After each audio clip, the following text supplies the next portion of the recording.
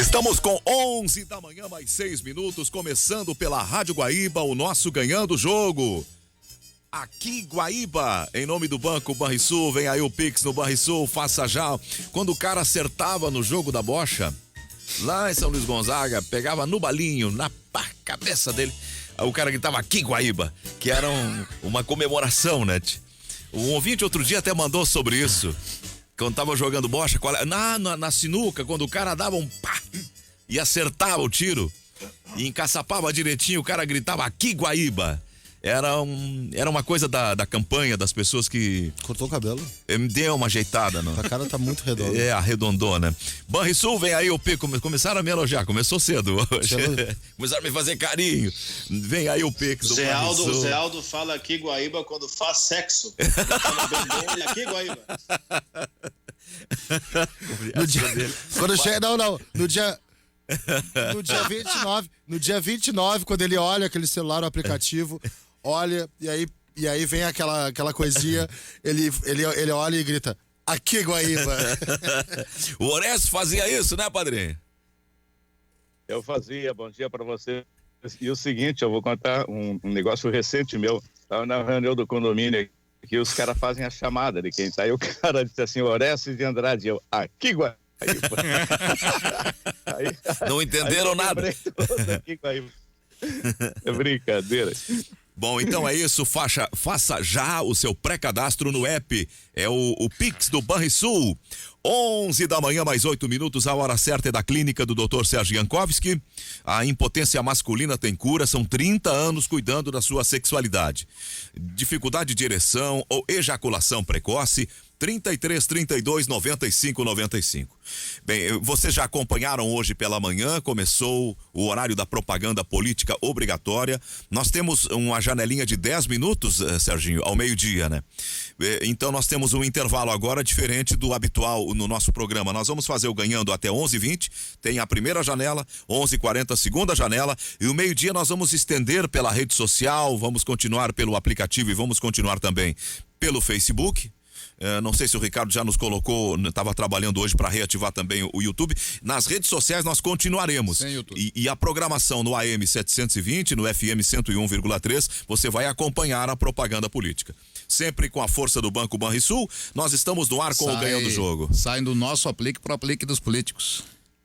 É a campanha da propaganda política obrigatória, né? Ao meio-dia e 10. É que eu já vi umas coisinhas na televisão agora há pouco ali que, Sim. por favor, né?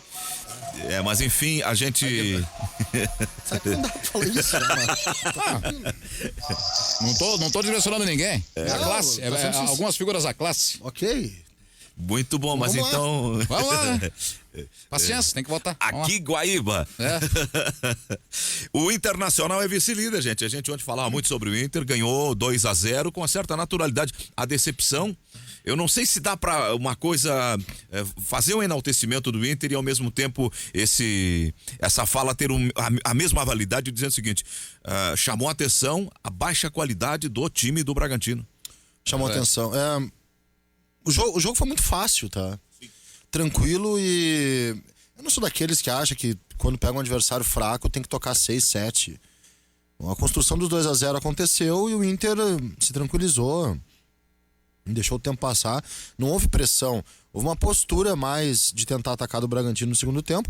O Inter recuou, mas sabe aquele recuo controlado? Mas a gente falou sobre isso também ontem, nós falávamos sobre o mental. O Jorge Jesus e alguns times, a Alemanha, o Bayern, essa coisa, faz 2, o adversário tá fraquinho, tá encolhido, tá esmilinguido, vai pra cima e faz mais. Mas o Inter optou por ficar se preservando. A gente não elogia o São Paulo que o Atlético não para nunca? Mas aí eu não tenho como... é uma questão de opção, tá? Uma questão de opção. Enfim... Guima, tu acha, Guima, que o Inter, depois dos 2-0, principalmente no segundo tempo, se preservou ou não? Eu acho que o Inter adotou uma postura, eu não achei perigosa a postura, eu achei controlada. Sim, poderia ter, partindo mais para cima, colocado mais elasticidade no placar, ter feito mais gols, tá? Acho que o Inter constrói a vitória por conta de alguns méritos como marcação, pressão no campo do adversário. A construção que eu marquei ontem Marquei o primeiro tempo, depois no segundo tempo o Inter até não fez saída com a bola no chão porque estava muito recuado e como o Bragantino estava para frente, deu balão, e é certo isso. No primeiro, essa construção com a bola no pé, ela não dá fruto. Marquei 7 saídas, ou saída de 3, ou saída com a bola no chão, construção, tentativa de construção lá de trás. O Inter faz mal isso, tá? É uma meia verdade de que é uma característica boa. As jogadas não se completam. O que o Inter faz bem é marcar no campo ofensivo quando tá adiantado, roubar a bola e ligar. Foi como aconteceram os 2 gols. Chama a atenção a fragilidade do Bragantino, porque o Bragantino, embora com a postura mais ofensiva e o bloco mais alto, não conseguiu pressionar de verdade. Não conseguiu nem levar risco no segundo tempo. O Inter controlou o jogo no segundo tempo. Não sei se é uma crítica que possa se fazer. O Inter poderia ter acelerado e tocado mais no Bragantino? Poderia ter feito isso. Mas eu acho que no segundo tempo o Inter ele buscou a clara estratégia de atrair para contra-atacar. Encaixou poucos contra-ataques, é verdade, mas conseguiu encaixar alguns. E essa atração não gerou tanto risco para o Internacional. Algumas coisas interessantes no time do Inter. De novo, ótima atuação do Heitor. Jogou muito bem. Ele dá uma assistência, não é um cruzamento, uma assistência. Gostei da atuação dele ontem. Ele marcou muito bem o garoto que jogou pela esquerda, o Bruno Tubarão, que não se criou. Ele foi muito bem. O Thiago Galhardo com o Potker, ele é devolvido a uma posição mais central. Talvez, né, diriam que o Potker é um mal necessário, não sei, pode ser outro jogador também, pode ser o Péglova ali. O fato é que o Thiago Galhardo, sem a presença do centroavante, é mais goleador, tá? Com o Abel, ele tem outras obrigações que o retiram um pouco da área. Sem o Abel, ele fica mais na área. E estando na área, ele faz 2 gols. Em 2 cruzamentos. Os 2 gols de cabeça, os 2 gols em posição de centroavante. Edenilson voltou a jogar bem ontem. Fazia tempo que ele não jogava tão bem quanto ontem. Não, o Bosquilha foi um jogador... Teve um gesto simbólico do D'Alessandro com ele, né? Teve. De valorização, ele quis passar a abraçadeira, o D'Alessandro disse, não, fica contigo. Exato. Parece que o grupo abraçou a ideia de apoiá-lo pela permanência. Então o Edenilson jogou bem ontem. É animal, cara. O Rodrigo Lindoso jogou bem ontem. Bem. Super correto no posicionamento. Lançando, virando o jogo. Bem o Rodrigo Lindoso, tá? Fez uma atuação muito boa no jogo de ontem. Achei o Zé Gabriel abaixo no primeiro tempo, no segundo ele deu uma controlada no Mas no ele enfeite. tem um bom passe, né, Guimarães? Tu olha e tu vê que Mas esse jogador ele sabe tá, tocar eu na acho que é bola, um mal, sabe? cara. Esse é um mal. Ontem, logo que acabou o jogo, eu vim aqui pro estúdio e tava rolando Argentina e Equador. Jogo lento. Aí a primeira imagem é um cartão amarelo para o Otamendi. Aí eu soltei pro Eurico e pro Geisa que tava aqui. Foi lá no meio do tá campo. Aí, ó. Esse é o problema. Não, eu tô apontando pra TV porque eu falei ontem, cara. Não tá rolando o jogo, mano. Mas tem um problema ali também. Fora do ar. Sim, tá fora do ar, tá fora da Copa. Aí eu falei, esse é o problema. Cara, zagueiro construtor, o Cuesta dá umas enfeitadas. Ontem deu uma enfeitada, tentou matar uma bola no peito. Se não fosse ele mesmo fazer a falta e tomar um cartão, seria gol do Bragantino. Porque ele dá aquela matada aqui, ó, pra correr risco total. Ele, um contra um, uma matada pra se ajeitar. Ali não é pra fazer isso, né? Não é pra fazer isso. O Inter tem um problema dos zagueiros não zagueirarem. E eu acho que o zagueiro ele tem que, volta e meia, se preocupar em defender. Eu olhei pro Otamendi e disse, isso aí é o símbolo do zagueiro construtor. Eu já vi o Otamendi entregar umas 42 bolas pra adversário. Mas uma vez o Guardiola disse que gostava... Deu um pau nele, o rapaz da televisão disse, esse é o mesmo Otamendi que estreou no Benfica domingo, fez um pênalti. É o mesmo. Mas é o mesmo Otamendi que o Guardiola disse que era um zagueiro construtor. Veja, os zagueiros são construtores, zagueiro construtor. E, é um cara que entrega a bola pros outros, é um cara super inconfiável. Você acha que o Zé Gabriel tá nesse caminho? Eu acho que o Zé Gabriel entrou, eu acho que a mentalidade do Inter... Eu não vi isso 7, nele ontem. 7. Eu acho que a mentalidade... mentalidade... já tava 2-0. Mas... Não. É que no segundo tempo ele, inclusive, não joga mais de zagueiro quando entra o Moledo. Sim, eu vi ele no meio. No meio ele é melhor, cara. Ele pelo menos não mais tá naturalidade, tão... Não tem tanto risco. Mas no o segundo tempo dele até que é bom. O primeiro tempo ele entregou 2. Numa ele tem que de novo fazer a falta na recuperação. Isso eu acho que é uma mentalidade que o zagueiro do Inter tem, do tipo, ele orienta pra eu construir, então eu vou construir em toda e qualquer jogada. Enfim, foi uma atuação controlada e eu acho que aquilo que a gente falou ontem, Estamos diante de um paradoxo, porque Kudê já demonstrou que vai jogar pela cabeça dele. O time do Kudê tá pronto. Moledo no banco, Zé Gabriel no time é Kudê na veia. É Kudê na veia. E eu tenho desconfiança que o Musto é o titular do Kudê, talvez não pela atuação do Lindoso ontem. Eu vou te dizer que a minha desconfiança é que Johnny é o titular, mas ele não tá conseguindo contar com o garoto. A minha desconfiança é o Musto segue como titular e o Potker vai seguir por causa do Thiago Galhardo. E o Moisés é titular na esquerda. O Wendel também não contribuiu ontem. Certo, o desafio dos astros, né? O Wendel contribuiu para os recuos no meio de campo. Potker brincar com essas coisas, manter Musto. Daqui um pouco ele fica na mão, porque o Potker também às vezes cai. Mas ele fez isso em toda a trajetória dele. Em toda. Mas não há nenhum indício. Feitas essas observações... Tirando o Potker, não há nenhum indício, a não ser evidências que a gente enxerga de trocas de posição no Inter. Feitas essas observações, a gente tem que dizer que também os 25 pontos, a vice-liderança... Sem dúvida. E alguma consistência em algumas valências do Inter. Sem dúvida. Decorrem diretamente do trabalho desse treinador. Também acho, embora também a gente tem que colocar sempre com um asterisco, né? A queda de desempenho, ontem chamou atenção, tá? A fragilidade, realmente chamou atenção. Mas é que apertou o emocional, o físico, o Atlético. Ele teve derrotas no Grenal, ele teve que viajar pra jogar, ele tava sob pressão de resultado pela Libertadores, que estava ameaçada de perder vaga. Então isso se refletiu no rendimento do brasileiro, me parece. Posso estar equivocado, mas me parece direta a relação. Pode ser. O fato é que ontem a tranquilidade do resultado é melhor para uma sequência de trabalho, mais ou menos como aconteceu com o Grêmio. Chegasse a ver o jogo, o Cristiano Oliveira? Claro, vi o jogo sim. Vi um Inter, algumas coisas, assim, uma vitória tranquila, como disse o Guimarães, uma vitória sem grandes problemas. O Inter logo cedo matou o jogo e depois tratou de administrar. A gente pode daqui a pouco debater e discutir, como já vinha sendo feito, se é o correto, se poderia insistir em fazer mais, ganhar saldo, que pode ser importante. Mas o fato, ao menos para mim, é que foi uma vitória sem grandes problemas. O Red Bull Bragantino não conseguiu assustar. Tem algumas coisas que me chamam a atenção depois do jogo de ontem. Algumas boas e outras ruins. Campeonato Brasileiro, saúde. Campeonato Brasileiro, obrigado. Ele tem nas suas 3 primeiras, é o fumo, ele tem nas suas 3 primeiras posições 3 técnicos estrangeiros. E eu não acho que isso seja coincidência. É claro, não é qualquer técnico estrangeiro que vai ser melhor do que qualquer técnico brasileiro. Não é isso que eu estou dizendo. Mas os 3 estrangeiros que estão no Brasil são bons treinadores e são melhores do que a grande maioria dos brasileiros. O que explica estar nas 3 primeiras posições. E vale lembrar que isso não vem de agora. O ano passado, os 2 primeiros colocados também foram estrangeiros, né? O Jorge Jesus no Flamengo e o Sampaoli, então, no Santos.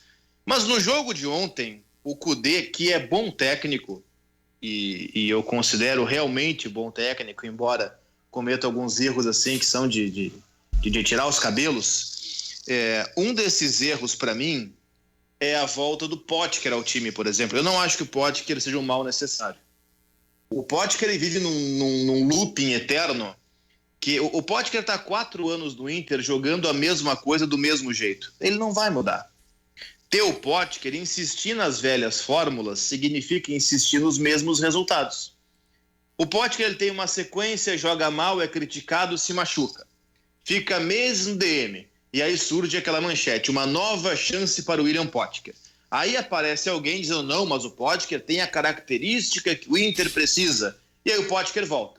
E aí quando volta tem sequência, joga mal, se machuca, volta, e assim vai indo. Há 4 anos que é a mesma coisa. Então ele vai seguir dando as mesmas respostas. Não acho que seja o Potker a solução para o campo ofensivo. Porém, fica evidente isso que o Guimarães e o Magno falaram há pouco. O Galhardo, quando tem liberdade para ser o finalizador, quando não precisa ser o responsável por fazer a bola chegar até o centroavante, ele está jogando muito mais. O que é curioso, porque se pegar a carreira do Galhardo, a gente vai ver um jogador que foi avançando com o passar do tempo, e o próprio Galhardo, depois do jogo para a televisão ontem, ele disse uma coisa que é absolutamente correta. O repórter perguntou se era o melhor momento da carreira do Galhardo. E ele disse, cara, faz 4 anos que é o melhor momento da minha carreira, sempre é o ano seguinte. E ele tem razão. Até 2017, quando estava no Japão, poucas pessoas conheciam o Galhardo.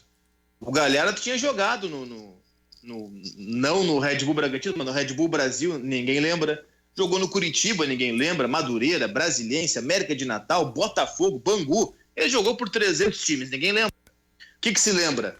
Em 2018 ele começou a fazer um gol atrás do outro pelo Vasco, reclamou de salários atrasados, saiu. Foi para o Ceará, teve um ano melhor que seu ano anterior, ano esse que o credenciou a chegar no Inter, onde está jogando mais do que jogava no Ceará ano passado. Então o Galhardo é aquele caso, ele tem já 31 anos, mas é aquele caso de jogador que vai evoluindo. Geralmente o cara evolui até os 28 e começa a cair. O Galhardo é o contrário. Aos 28 o Galhardo começou a evoluir. E aí ficou melhor aos 29, melhor aos 30, melhor aos 31. E hoje ele é o principal jogador do Internacional, artilheiro do Campeonato Brasileiro, segundo jogador que mais dá assistência no Campeonato Brasileiro, jogador que mais participa de gols no Campeonato Brasileiro, jogador que faz gols com o que precisa de menos tempo para fazer um gol no Campeonato Brasileiro. Ele tem um gol, eu tinha dado aqui e perdi, mas enfim, ele é o que menos precisa de minutos para fazer gol no Campeonato Brasileiro. E outra estatística, ele é o jogador que mais cria chances de gol em todo o Campeonato Brasileiro. Atrás dele está o Arrascaeta. Então são números fantásticos, desse que hoje é o principal jogador do Inter, que fez 2 gols e é o goleador disparado do brasileiro, que é o Thiago Galhardo. Bem, são 11h22, vamos pro intervalo. Não, explica a situação. Estouramos, né? A gente já falou na abertura ali que nós temos agora, com horário político, 2 intervalos, um 11h20 e outro 11h40. Vamos ao primeiro. Forza Meio-dia, 28 minutos, retomamos o Ganhando o Jogo pela Guaíba para Banrisul. Banrisul com o seu Pix, chamando a atenção para você que está sempre ligado no Ganhando. Se você já fez o seu cadastro no Pix pelo Banrisul Digital, com o Pix você fará pagamentos e transferências 24 horas por dia, 7 dias por semana. Cadastre-se hoje mesmo no Pix do Banrisul. A hora certa, 11h29, agora 11h29. Não é dia 29. Da clínica do Dr. Sérgio Jankowski. Há 30 anos cuidando da sexualidade, cuidando da questão da sexualidade, da dificuldade da ereção e da ejaculação precoce. 3332-9595. Nós estamos tratando do jogo do Inter ontem, que foi uma vitória tranquila. Fala, Cristiano. Foi. Não, é que eu queria, não sei se tem outro assunto, mas eu ia seguir no jogo do Inter. Sim, vamos nesse. Na verdade, seguir falando de Inter, não é propriamente do jogo, mas é em relação a uma informação que o Bruno Ravazoli trouxe ontem de tarde, e essa informação ela foi repercutida e confirmada pelo Eduardo Cudê na sua entrevista coletiva, que diz respeito ao Rodrigo Dourado. Porque faz tanto tempo que o Rodrigo Dourado está afastado do Inter, eu fui me dar o trabalho de calcular. Dourado completa hoje 466 dias sem jogar futebol. O último jogo dele foi 11 de julho do ano passado, Inter e Palmeiras, pela Copa do Brasil. Palmeiras-Inter, o jogo da ida. E o Ravazoli trouxe ontem de tarde, conversou com as suas fontes, com pessoas que estão no dia a dia nos bastidores do Inter. E há, sim, uma espécie de plano para a volta do Rodrigo Dourado.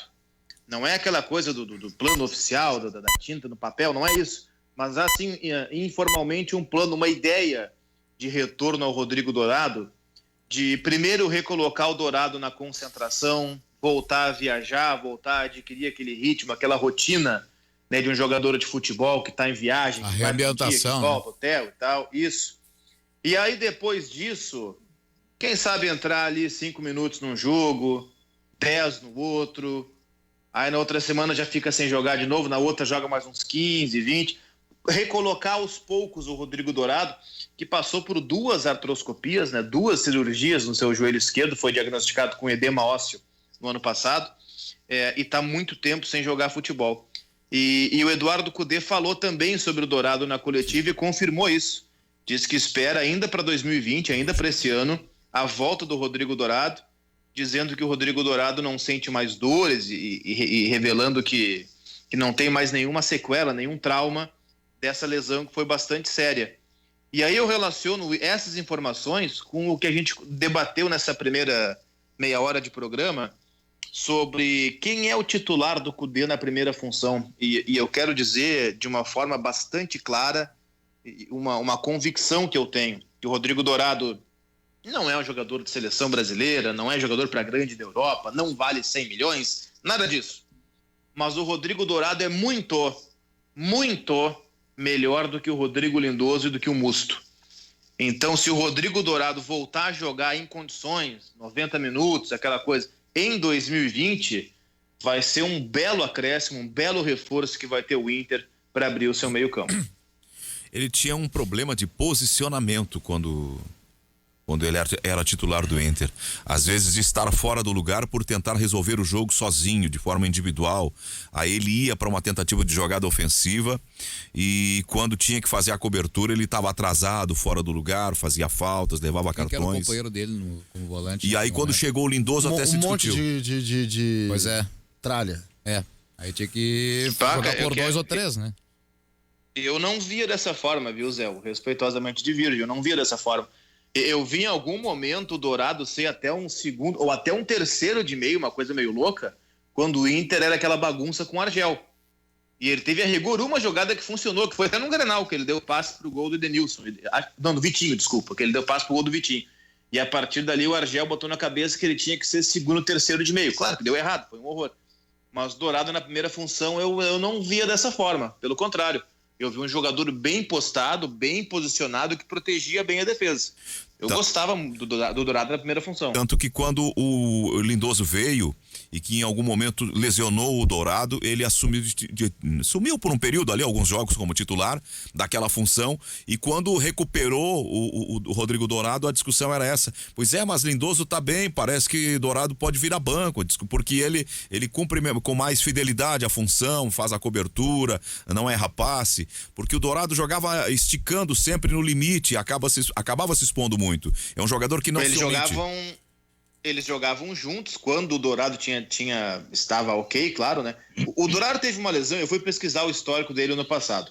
Ele teve uma lesão em abril, num jogo do Inter contra o Palestino pela fase de grupos da Libertadores. O Inter com o Odair jogava naquele 4-1 e o Lindoso jogava à frente do Rodrigo Dourado e começou a ter alguma dificuldade. Quando o Dourado machucou depois desse jogo do Palestino em abril, o Lindoso foi recuado para a primeira função e onde ele joga melhor e joga aí até hoje.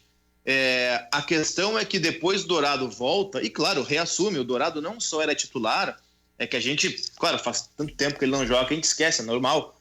O Dourado era o capitão do Inter. Sim. Não era o Cuesta, o melhor Dourado. Então ele voltou em julho, 11 de julho do ano passado, jogou pela última vez. O melhor Dourado é o Dourado do Diego Aguirre. E lá tinha uma questão. Que houve uma constatação e todos diziam, ele não sabia dosar as energias dele e ele chegava no final do jogo cansado. Teve um jogo com o Atlético em que ele não teve forças para fazer a antecipação. Era Libertadores aquilo? O Inter eliminou o Atlético. Que houve uma cobrança porque ele não conseguiu sair, reagir. Foi o jogo de quartas de final, né? Por conta do oitavas. Quartas foi Santa Fé. É perfeito. E aí o Inter passa pelo Atlético nas oitavas, pega o Santa Fé nas quartas e cai pro Tigres na semifinal. Então eu tenho essas vagas lembranças, assim, fragmentos de lembrança sobre essas coisas do Dourado, me pareciam muito claras. O que eu concordo é que o melhor Dourado, pra mim, de fato, foi aquele de 2015 com o Diego Aguirre. Ali jogou muito Dourado. É que era um time muito bem ajeitado, né? Tanto que depois do Aguirre, o Inter passou por um período ali complicado, né? De Argel Fux, de Celso Rotti, de uns jogos com Falcão e Zago e Guto Ferreira. Foi braba a coisa. Mas eu vou dizer uma coisa, Zé. Com esse modelo do Eduardo Cudê, o volante ele é muito diferente daquilo que projetava, por exemplo, o Aguirre. O Aguirre tinha Dourado e Arangues abrindo no meio campo, óbvio, Arangues com muito mais liberdade. Aí ele tinha uma linha de 3 com o D'Alessandro, Sacha de um lado, Valdívia de outro, e na frente revezava, ora Nilmar, ora o Lisandro Lopes. Com o Eduardo Cudê, até o esquema tático é outro, o volante tem aquela função de ser aquele pêndulo entre os zagueiros. E para mim o Dourado faz isso muito bem. Eu lembro de ter conversado com o Baidec uma vez, quando o Baidec ainda representava o Rodrigo Dourado, hoje acho que não representa mais, e eu dizia, cara, eu vejo no Rodrigo Dourado, com o passar dos anos, um grande zagueiro, porque ele tem estatura, ele é alto, ele sabe se antecipar. Eu acho, e nesse Inter, com esse modelo de saída de bola, que em alguns momentos não está fazendo mais, mas em geral o Cudê gosta muito, que é o volante entre os zagueiros, o Rodrigo Dourado para mim faz isso muito melhor do que o Musto, mas muito melhor do que o Musto. Então, se ele conseguir voltar a jogar esse ano, para mim vai ser um bom acréscimo pro Inter, o Rodrigo Dourado. Eu acredito que sim, e me regozijo que ele possa voltar, porque alguém que fica tanto tempo já até rola uma certa desconfiança. Teria havido algum erro de procedimento médico? Será que comprometeram a carreira do rapaz? O que aconteceu? Mas se ele tá aí sendo preparado para retornar agora, porque ele tava pronto e teve um problema, né? E ele tava pronto de novo, teve a Covid. Que tem questões muito complicadas ali, né? Porque esse edema ósseo foi diagnosticado bem antes da cirurgia. O Dourado jogava com dores. E teve esse jogo contra o Palestino, que foi um 3-2 pela fase de grupos da última Libertadores, em que ele não aguentou, teve que sair. O jogo foi em abril.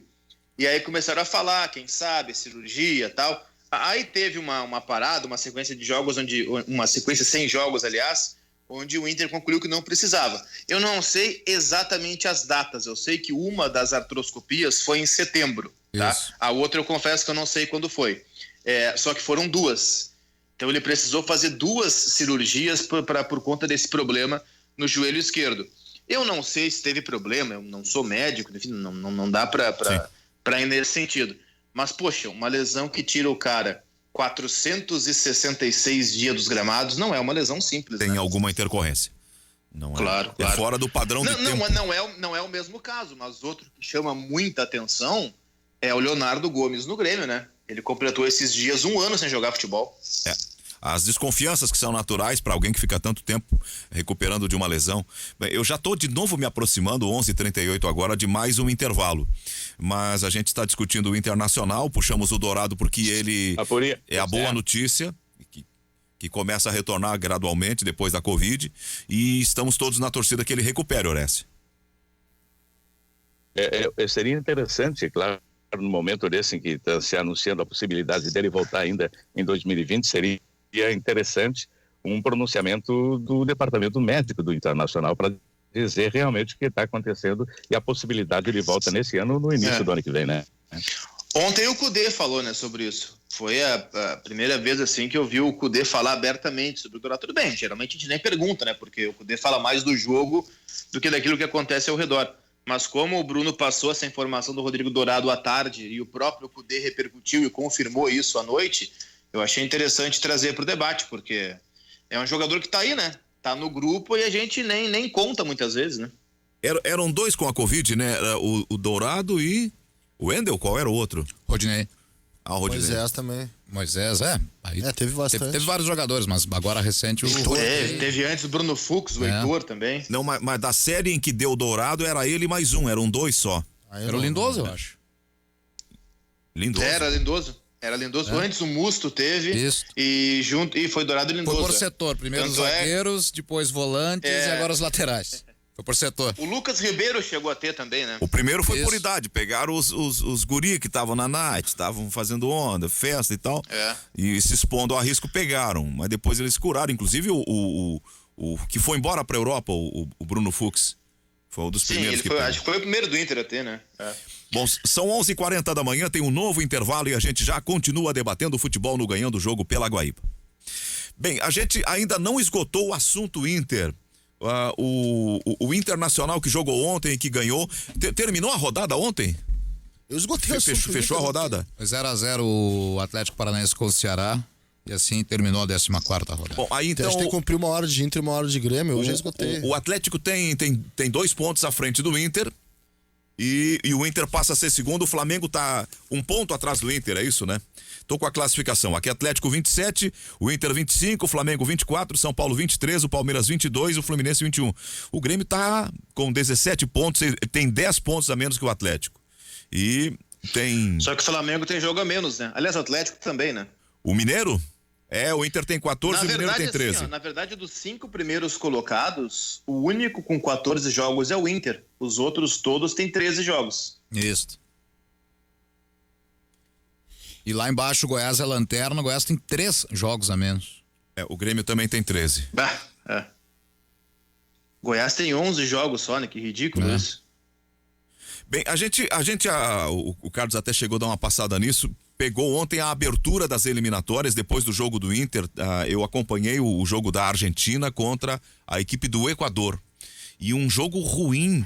Há uma dificuldade clara para as seleções sul-americanas. Eles não estão conseguindo ter o que o Tite chamava de jogabilidade, né? Eles estão completamente fora do lugar, desorganizados, com jogadores que estão se encontrando em cima da hora.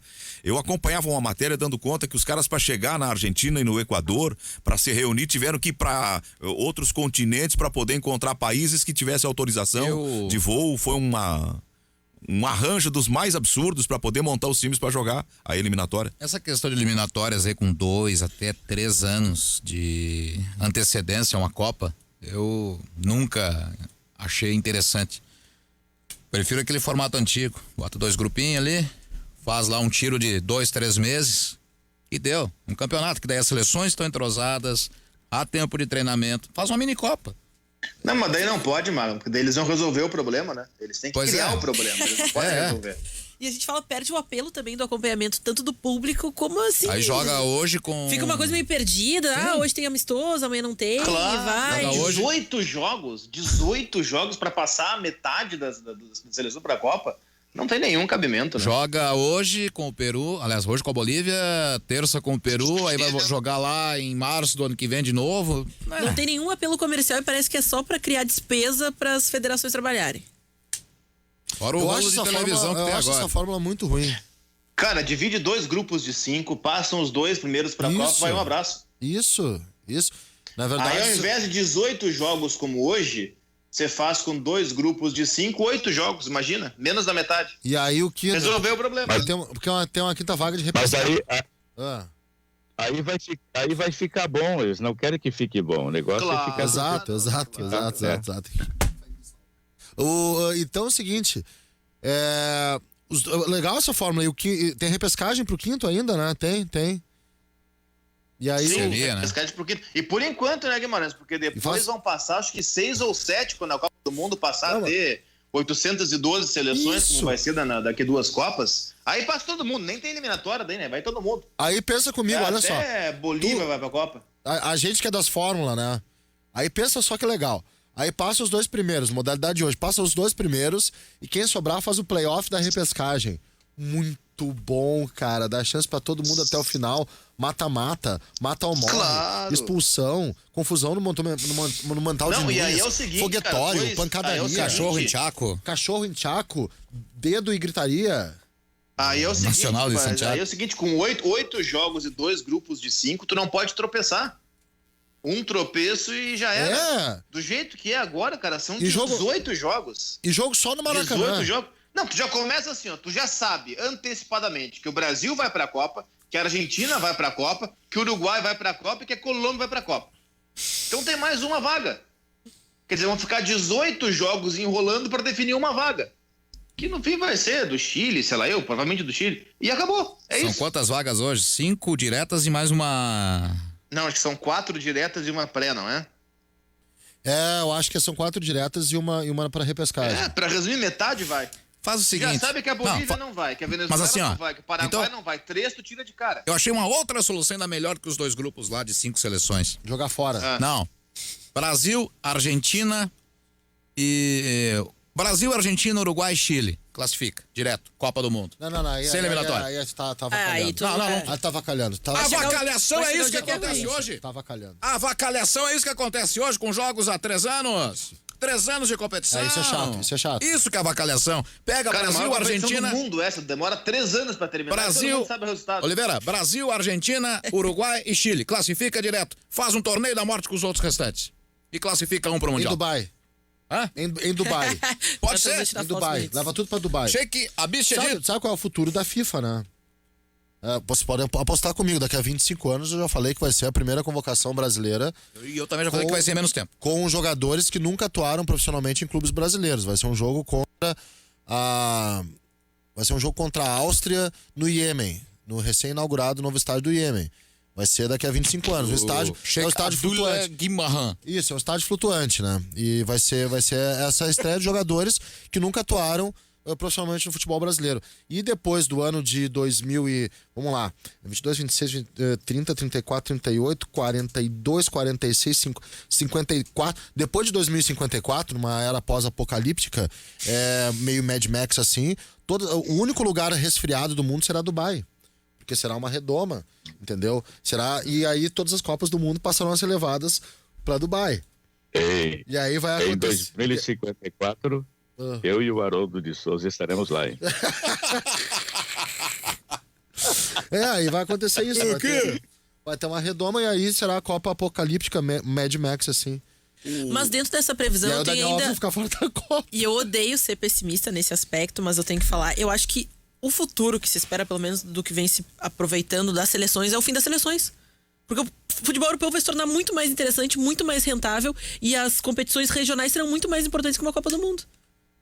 Porque hoje não tem intento. Cada vez mais o público se torna distante, porque tu não tem como viajar para esses locais, se torna mais caro a própria competição, e até mesmo o regramento que é utilizado só para a questão do marketing das empresas, não pelo futebol, porque as empresas se tornam mais importantes do que o próprio torcedor, vão se tornar muito maiores que a própria competição. Agora eu aproveito dentro disso que a Ana colocou e pergunto a José Aldoraldo Medeiros Pinheiro. O que você pensa, Zé, quanto ao fim das seleções? Eu não acho isso. Foi buscar lá na frente, foi bem longe. das Eu acho. seleções não, mas o Eu fim acho. dessa encheção de saco de 18 jogos. Não, Mas hoje, qual o jovem que vai Zé preferir Aldo. comprar uma camisa da seleção brasileira e não do Real Madrid, quero da ouvir Juventus, o do nacionalista Manchester? José Quer Aldo acabar Pinheiro. com as seleções? Sabe como é que tu acaba com as seleções? Tira ela do videogame.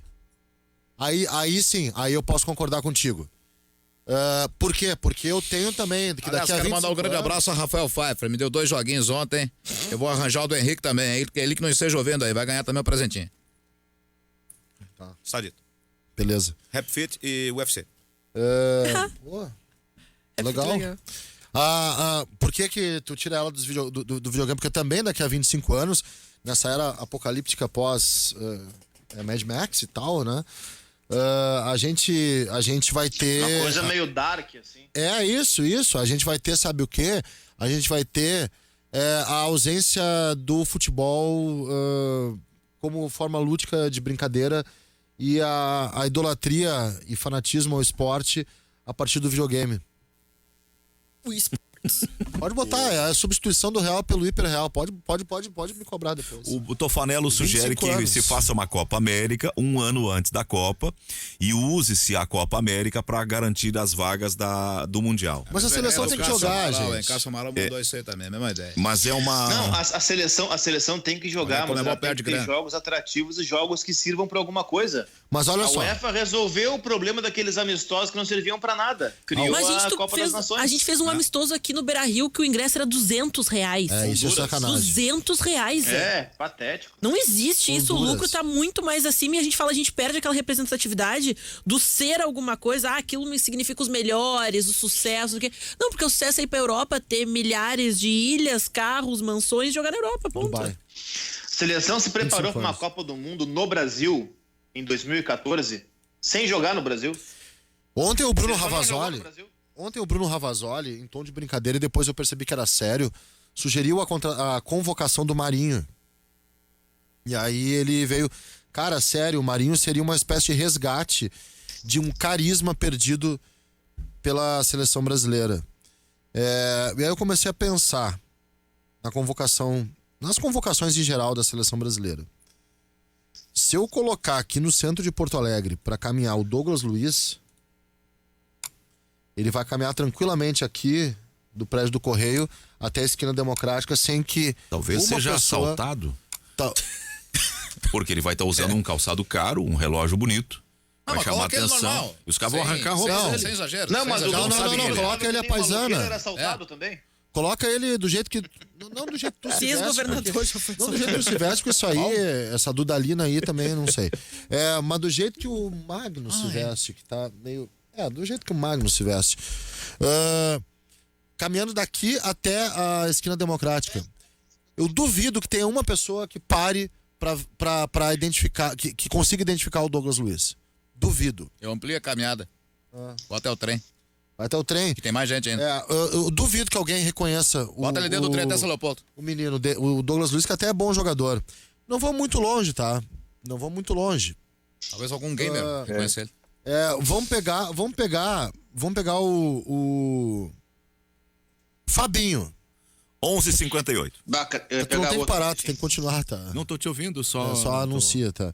O Fabinho do Liverpool, caminhando daqui até a esquina Democrática. Ninguém vai reconhecer. Nós estamos Vou te tratando... dar outro. Ederson, goleiro do Manchester City. Reconhece pela Tirando a tatuagem. gurizada do videogame, das tatuagens ali e tal, É. conhece, as pessoas não conhecem. Mas talvez reconheça pela tatuagem no pescoço, que é grandona. E é um pouquinho mais conhecido que Um os pouquinho outros. por causa do City. Mas o Douglas Luiz, eu falei o Fabinho porque o Fabinho tem uma fisionomia comum, né? Cara, Não, é- perfeito, mas eu vou dizer uma coisa, Guimarães. Enquanto imprensa que trabalha com futebol, nós temos obrigação de conhecê-los. É verdade. É Obrigação. verdade. Não, 100%. 100%. Mas aí é que tá, a questão não é a imprensa. A questão é o nível de reconhecimento que se tem de jogadores junto ao público. A minha preocupação é com o público e a ideia do Bruno seria convocar o Marinho para resgatar um pouco da identidade brasileira junto à seleção brasileira. Vamos lá, quem dribla na seleção hoje? Só 2. 2. Vai achar com boa vontade um drible no Coutinho, vai achar com boa vontade um drible no... Não, é Neymar e Cebolinha. É Neymar e Cebolinha, tá? Quem hoje tem essa identificação? Pode me interromper quando for pra chamar horário político. Daqui a pouco tem horário político. Então a gente ele segue na conecta internet. direto à rádio e nós seguimos debatendo. Nós seguimos a internet, tá? O Cebolinha era um pouco isso ano passado. O Cebolinha era um pouco isso daquele resgate Era? da brasilidade, entre aspas. Eu defendia isso ano passado, sabe com quem? Quando ainda se tinha alguma certa dúvida em relação a ele, com o Gabigol. Porque era uma má fase do Gabriel Jesus, o Firmino estava machucado, e eu dizia, cara, bota o Gabigol. Pra que tu vai ficar improvisando ou bota o Richarlison? O Richarlison até acho muito bom jogador, mas não como centroavante, e sim vindo de trás. Que se colocasse o Gabigol para fazer esse resgate, o principal ídolo do clube com maior torcida no país, que é o Flamengo. Que se colocasse. Eu não acho que o Marinho tenha futebol para jogar na seleção brasileira. Não acho. Mas ele vive uma excelente fase. Isso é indiscutível. Mas eu não levaria porque eu acho que falta futebol. Agora que também falta uma identificação da seleção brasileira com as pessoas, Falta. não tenho dúvida, não tenho dúvida. E há muito tempo, como eu disse, o Brasil se preparou para uma Copa do Mundo disputada no Brasil, sem jogar no Brasil. O Brasil só jogou a Copa das Confederações aqui porque era aqui. Se não jogava no Gabão, jogava em Londres, jogava no diabo que carrega, mas não jogava aqui. O torcedor brasileiro, ele... Opa, olha a garganta. O torcedor brasileiro, ele tá perdendo o amor pela seleção do Brasil, não? Mas isso faz tempo, já. Com certeza, com certeza. Eu acho vou te dizer que... uma coisa, Orestes, eu sou um apaixonado por futebol, você sabe que eu respiro futebol, vivo futebol o tempo inteiro, e eu não gosto da seleção brasileira. O que não quer dizer que eu vou torcer para a Argentina, Uruguai, não é isso. As pessoas acham, secador do Brasil. Não, cara, eu não seco. Eu não tenho tesão pela seleção brasileira. Não tenho. Eu acho que esse Agora, processo... o que eu gosto, por exemplo, Guimarães, da Copa do Mundo? Pô, eu acho espetacular. Só a Copa do Mundo é o ambiente, é aquela reunião, não é a seleção brasileira como um todo. Eu acho que esse é um aspecto mais nosso gaúcho também, tem uma certa ressalva. Eu, cara, não gosto. E não é para aquela coisa de, a CBF rouba, faz isso e aquilo. Cara, a AFA também rouba, a Federação Alemã também teve escândalo de corrupção. Não é por isso. Eu não tenho identidade com a seleção brasileira. É que a simbologia Desculpa, dela não se tem. perde. Ela não significa mais o brasileiro, que o brasileiro pensa, a felicidade, a alegria, a questão de, pela própria habilidade, às vezes até genialidade, você conquistar o seu espaço. Porque hoje é muito mais significativo o fato de que os próprios jogadores, e o Guimarães fala, no momento em que você também chama apenas os jogadores que jogam lá fora, você mostra também uma certa ideia de que só lá fora se tem sucesso. Eu tenho uma certa desconfiança que possa não ser bem assim, Ana. Vou te explicar por quê. Explique, por favor. O Brasil toma 3 da Bolívia, em São Paulo, e a indiferença se transforma num pedido de enforcamento em praça pública do Tite. Então eu não tenho certeza que seja tão indiferente assim o brasileiro em relação à seleção. Existe um distanciamento, se perdeu cumplicidade, se perdeu afinidade. Tava errado aquele link? Estava errado o link, estamos de no ar novo? com um retorno que não é o nosso. Estamos ouvindo a colega Samantha Klein Oi, bom entrevistando dia. alguém. Então pedir pra... Isso, e com isso tu tira também o Oliveira e o Magno do ar. O Magno não, o Orestes do ar. Mas é pra separar os Skype, é tranquilo, é um procedimento... Então eu vejo a seleção ainda mais representativa de um sentimento que só não é manifestado. Sei. A história do cara, como é que Tem mais chama? certa desconfiança. A maioria silenciosa. Talvez. A maioria silenciosa, aquela que não. Só que de fato há um processo Mas, de ao mesmo elitização tempo, da seleção nos exato. estádios. Eu acho que Mas ao mesmo isso é tempo, parte. quando não tem, de fato, um engajamento, quando ela é tão silenciosa como não dá lucro, não é mais interessante se manter. Isso aí é um bom tempo para eu escrever sobre isso, para aquelas mesmas 7 pessoas lerem. Um pouco mais. Um pouquinho mais. 9. Eu acho que isso é parte de um processo de elitização que o futebol passa. Em todas as suas esferas. Só existem 2 coisas nesse processo que não se elitizaram. O rádio e a torcida por clube. Isso ainda se mantém com apego à tradição. E eu acho que o grande conflito da vida é a tradição. A torcida por clube tá no bar que tem a assinatura do o pacote Isso é uma outra coisa. do que tá no estádio, o perfil mudou. Isso é uma outra coisa. Não, a torcida em geral, a paixão, né? É o processo lúdico de paixão e o rádio. Só. Os outros componentes do futebol, as outras coisas que cercam o futebol. Por quê? Por que isso não muda? Não é só por tradição, é por construção de identidade. O brasileiro tem uma construção de identidade baseada, entre outras coisas, no futebol. E o rádio brasileiro tem uma identidade baseada no futebol. Pode mudar. Quando começarem a cobrar direitos de transmissão do rádio. Pode mudar. Ô, Libertadores, tudo bom? Pode mudar. Quando o streaming de rádio for mais disseminado do que os hertz. Pode mudar. No momento ainda estamos segurando a bronca aqui. Com um público que é um público essencialmente tradicional. A gente tá fazendo um jornalismo tradicional, tá? A gente não tem muita inovação, não. O que a gente faz aqui, a gente tem inovação de vem em rede social, a gente se adapta, mas a gente não inova nada. Nenhum de nós. O produto é o mesmo, só muda Nem quem acha que inova. Nem que esse que tá se vendendo como startup aí, vocês são tradicionais, tá, gente? Somos concorrentes, tenho amigos, mas são tradicionais, tá? O rádio ainda se mantém. O processo de elitização, ele chegou ao estádio, ele chegou aos clubes na sua operação, ele chegou à televisão, ele chegou à seleção brasileira. No modelo tradicional ainda temos aqueles sintomas de coisas ruins, como por exemplo, teve uma reunião ontem, uma palestra da torcida do Goiás e os jogadores de braço cruzado atrás de um alambrado assistindo palestra de torcida organizada, dizendo queremos raça, queremos jogadores, os jogadores. É isso aí, tá certo, como vocês nos pagam, vocês são nossos donos.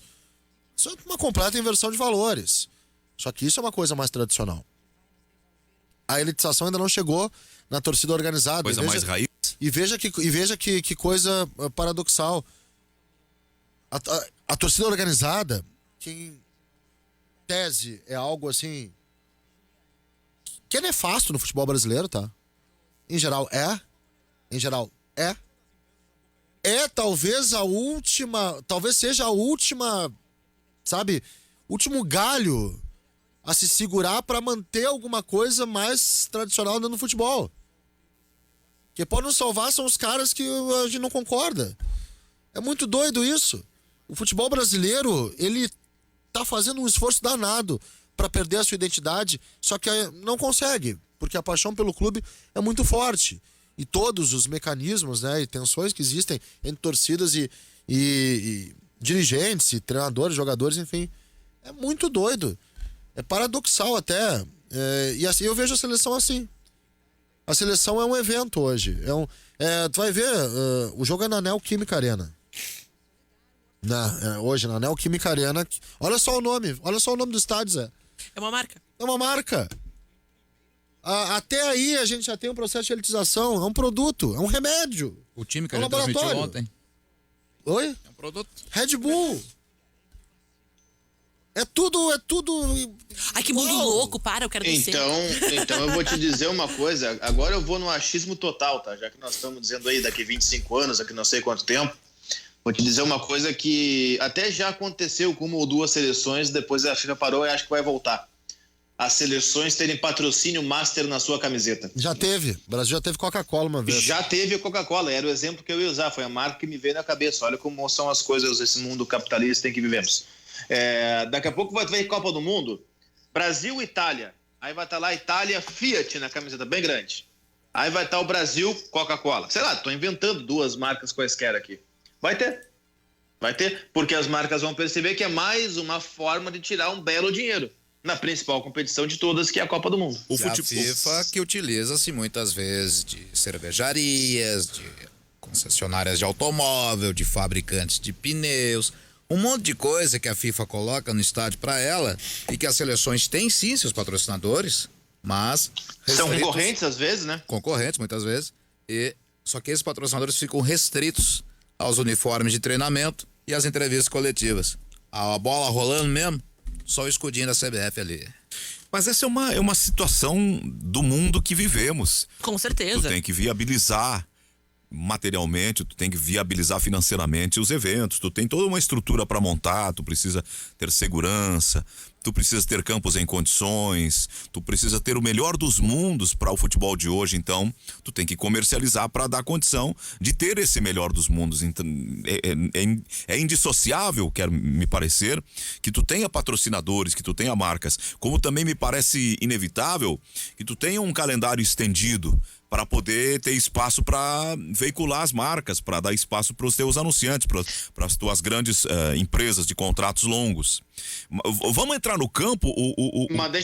Sim, eu quero entrar no campo e quero fazer uma pergunta para fazer esse elo. Já voltamos. Quem é que... Pro AM, voltamos. pro FM. Muito bem, boa, estamos de volta. Estamos discutindo sobre seleção, enfim, clubes e por aí vai, para quem tá no AM e no FM. Quem é que paga o salário dos jogadores? Os clubes, que têm também suas marcas, seus patrocinadores e tudo. Perfeitamente. Então, por que é que o clube perde seu jogador? Vamos pegar o nosso exemplo, tá? A CBF faz um calendário que não para em data FIFA. Por que é que os clubes que pagam salários dos jogadores vão ceder os seus jogadores para uma seleção que não dá um centavo para eles? Porque acaba dando indiretamente. Diretamente não, mas é isso que eu tô pensando. Os clubes, quando tem um jogador convocado, potencializa o valor dessa marca imensamente. Só que nesse futuro apocalíptico que nós falamos, e por características que as pessoas têm por projeção quando vivem aquela época, sempre vê a maneira pessimista de encará-la, eu acho, assim, um pouco dessa realidade. O ponto é que daqui a pouco, se não tiver tanto valor assim, essa representatividade, será que vai ser mesmo de interesse que eles sejam da seleção? A gente fala que quando a gente perde o produto, também se perde a ideia de que valoriza ser selecionado. Tanto que o Tite tem esse questionamento, como ele leva sempre os bruxinhos, e era essa crítica, que nunca tem essa questão de real valoração, porque são aqueles que são indicados pelo seu valor comercial. Então vou dar um exemplo prático, tá? O ano que vem, Orestes, dos 38 jogos do Campeonato Brasileiro, só em 21 os jogadores estarão disponíveis sem a seleção. Em 17 jogos do Campeonato Brasileiro do ano que vem, os jogadores estarão a serviço de suas seleções. Ou seja, não vai valer a pena contratar um jogador de seleção para o teu grupo, porque metade do campeonato vai ficar fora. É ridículo. E o exemplo prático que eu vou dar é o seguinte, não vou citar um nome, porque daqui a pouco vão dizer que eu estou agorando A ou B. A Rádio Guaíba tem lá o seu jogador, que é o José Aldo, tá? Aí José Aldo é convocado para a seleção brasileira. Chega no jogo da seleção brasileira, rompe um ligamento, 6 meses fora. E o clube, a Rádio Guaíba Clube, está pagando o salário do cara, perdemos um dos nossos principais jogadores, porque ele foi convocado para a seleção brasileira e num jogo da seleção ficou 6 meses fora. E aí? Agora um detalhe importante, ó. Há jogadores que ficam lisonjeados de serem convocados, vai que maravilha, vou servir a seleção brasileira, mas há outros e no momento em que vão assinar com seus clubes, eles pedem o seguinte: se eu for convocado para a seleção, quero tanto a mais. Se eu for colocado pela segunda vez, quero tanto a mais. Esses também, né? São os gatilhos de contrato. O Carlos chegou a fazer referência aqui, Orestes, do nome da figura do Douglas Luiz, que é aquele cara retaco, fortinho, atarracado, que começou lá no Vasco da Gama e que foi para a Inglaterra e que joga na Europa há algum tempo. E que andou sendo convocado para seleções de base, e agora o Tite dá uma oportunidade, pelo que estou vendo no anúncio do Correio de hoje, como titular da seleção brasileira para o jogo com a Bolívia.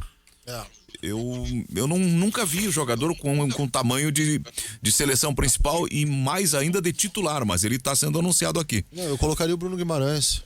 Acho mais jogador. Sim, ele tem mais leveza de jogo, tem tudo. Tem mais talento até. O Douglas Luiz é um daqueles tem outra coisa também, né? Que é jogador produzido por o CBF. É um daqueles, sempre teve, isso aí não é novo. Sempre teve. Eu lembro de vários jogadores que ficam desde o sub-9 na CBF e vão maturando até chegar à principal. Na principal não inexistem, né? Pra não dizer que é só jogador assim, o Neymar é um desses, tá? O Neymar é um cara desde sub-13, Coutinho é um desses, o Alisson é um desses. Tem jogador que passa a sua carreira toda sendo tratado na seleção. Mas eu já vi vários aqui, inclusive de Grêmio Internacional. Fábio Pinto era um desses. Fábio Pinto é um desses. Romário, zagueiro, era um desses. O Grêmio. Romário, Leiria. O Gerson, zagueiro, era um desses, do Grêmio. Também tem uns que não deram certo. Bom, o Douglas Luiz é um desses pupilos da CBF. Eu não vejo no Douglas Luiz. Acho um jogador ok, acho um bom jogador. Mas eu não vejo no Douglas Luiz mais talento que, por exemplo, que o Gerson do Flamengo. Não, é menos que o Arthur, Bruno que era do Guimarães, Grêmio. que o Bruno Guimarães. O Arthur tá meio em. Mas enfim, no mas limbo. joga mais. Joga mais. O Bruno Guimarães eu acho que deveria começar como titular, mas o Tite aposta no Douglas Luiz. Não sei se pra dar mais solidez no meio de campo, sei lá. O time é o Everton, o goleiro, que está no Palmeiras, que era do Atlético do Paraná. Danilo, lateral direito, Thiago Silva, Marquinhos e Renan Lodge, o lateral esquerdo. Casimiro, Douglas Luiz, Felipe Coutinho, Neymar, Everton Ribeiro ou Everton Cebolinha e Roberto Firmino. Não sei como é que será a disposição desse time em campo. Imaginava que não Eu acho haveria... que 4-1-4-1. 4-1-4-1 e o Tite disse que vai jogar com os pontos. Escalasse time com Cebolinha e Everton Ribeiro, é isso? Aqui Ele tem disse um que vai entre jogar- parênteses pro Everton. Ele disse que vai jogar com Cebolinha na direita, Everton Ribeiro na esquerda. Aí dissertou uma tese lá cheia de tatiquez que não me convenceu. De por que que ele vai jogar com Cebolinha Eu para sei. largar o campo, porque isso, porque aquilo. Ele vai fazer jogo de então, posição, Everton Luciano. Ribeiro, que joga na direita no Flamengo, vai jogar na esquerda com o Tite. E joga variando, mas fica, se destacou mais pela direita, vai jogar na esquerda na seleção brasileira. E o Cebolinha, que jogou a vida inteira na esquerda, vai jogar na direita. Ele vai fazer um jogo de posição. E o Neymar? Neymar tá. O Neymar tem condições ou não? É dúvida. É. Ele vai fazer um jogo de posição, ele vai alargar o campo e vai tentar construir com os laterais por dentro.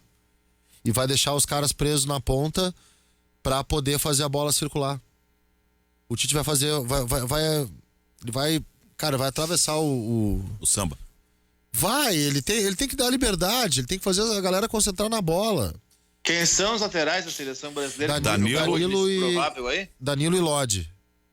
Danilo e Lodge. Então, o que o Tite quer é o seguinte: ele quer tirar de perto do gol o Cebolinha e Everton Ribeiro para dar liberdade para Danilo e Renan Lodge. É de cair o. Isso é o que eu tô achando, né? É de Isso. cair os boteados do bolso. Mas ele já fez isso. Na Copa 18. É brabo, che. Na Copa 18 ele fez isso. É louco. O William o William não deixava a ponta direita, né, por decreto. O Neymar sim tinha um pouquinho de liberdade, mas não a mesma liberdade que ele tinha no PSG a partir da esquerda. E antes da Copa, porque realmente ficou fora da Copa, Evidente. Daniel Alves, ele era um construtor pelo meio e o Marcelo, tu vai lembrar, o Marcelo não fazia o fundo. O Marcelo construía pelo meio. O Marcelo entrava diagonal, pela esquerda. Ele foi o jogo que ele fez durante a Copa. E o que daria pra melhorar nisso, Carlos? Eu trocaria esse sistema, eu acho que o Brasil tem que jogar. Primeira coisa, inverte os pontas, né?